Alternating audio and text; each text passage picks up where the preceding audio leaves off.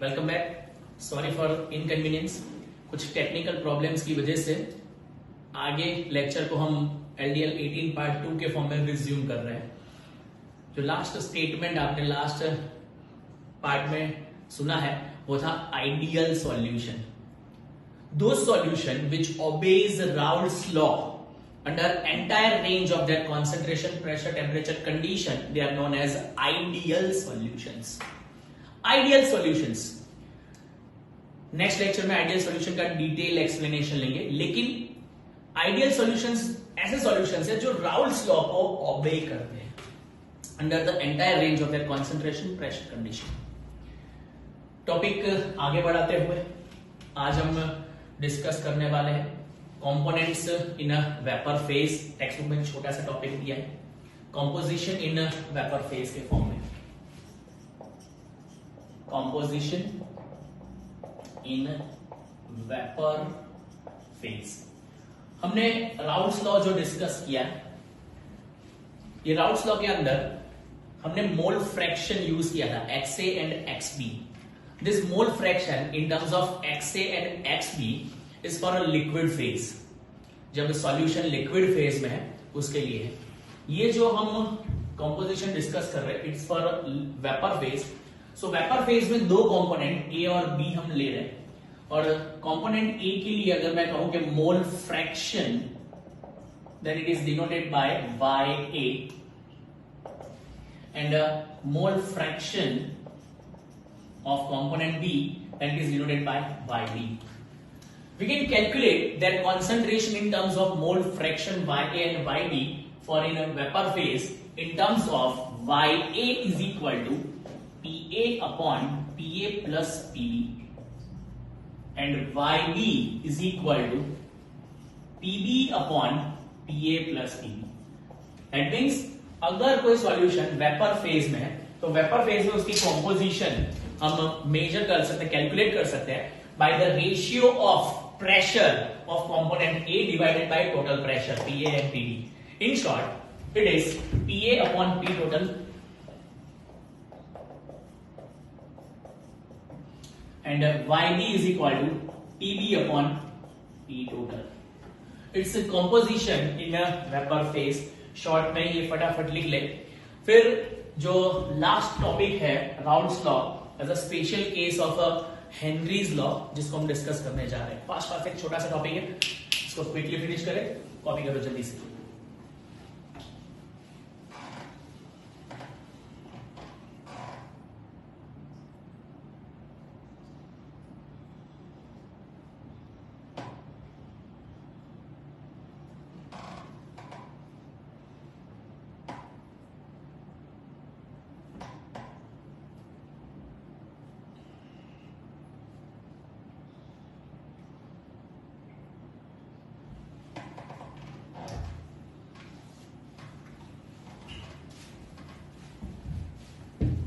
Our next topic is Raoult's law as a special case of Henry's law.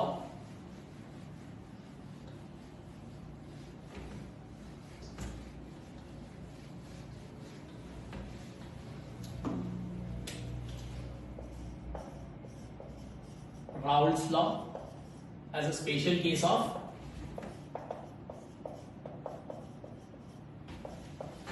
Henry's law.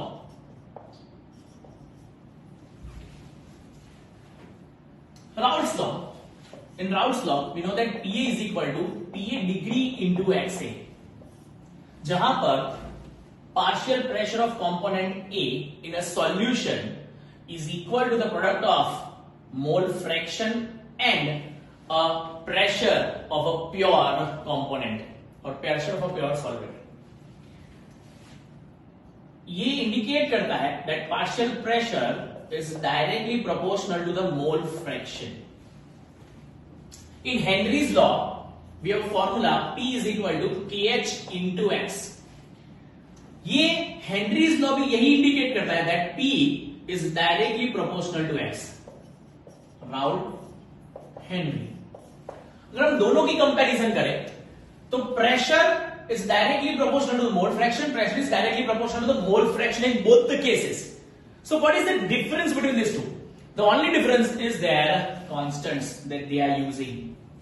Constant PA degree is used in case of Raoult's law, while in Henry's law KH, Henry's constant आ गया.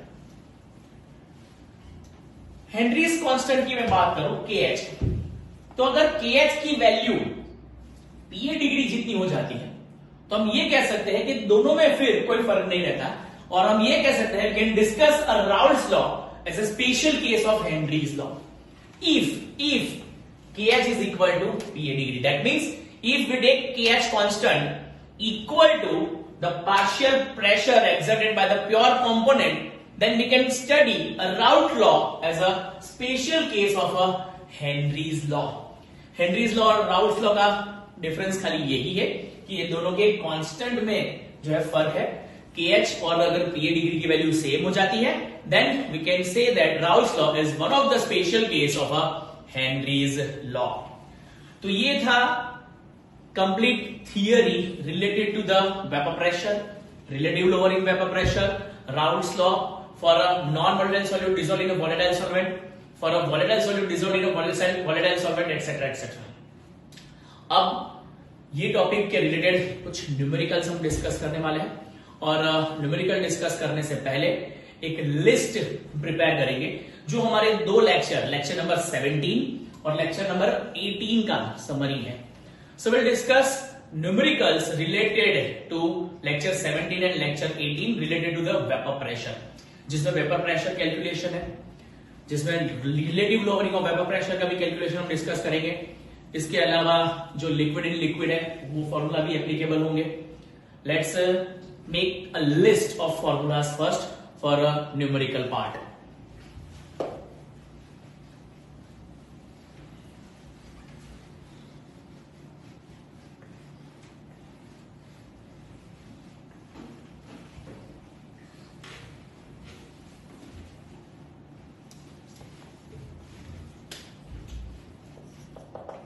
List of formula.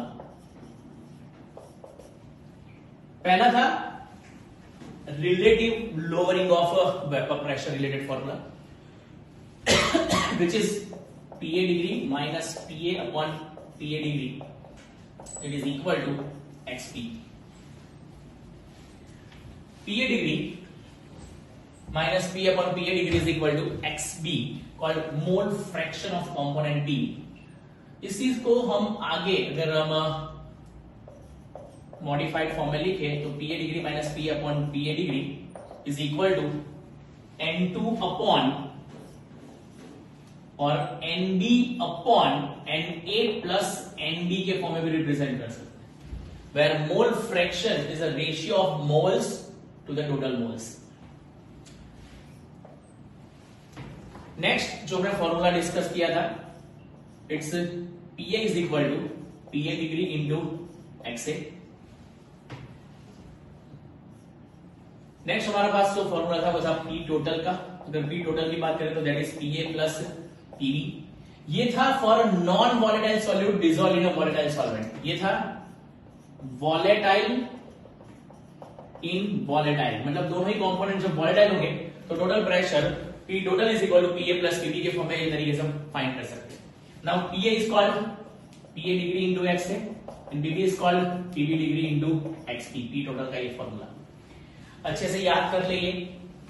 इसके अलावा vapour phase के अंदर जो हमने calculation ली YA और YD के formulas के लिए, YA इज इक्वल टू क्या था याद हो तो, YA is equal to PA upon P total and YD is equal to PB upon P total. इसको हम ये तरीके से भी अप्लाई कर सकते हैं that PA is equal to YA P total and PB is equal to YB P total for a vapor phase composition. Vapor phase composition. जल्दी से एक लिस्ट बना लो फॉर्मूलाज की, क्विक कॉपी कर लीजिए, और इसके बाद हम इसके न्यूमेरिकल डिस्कस कर रहे हैं.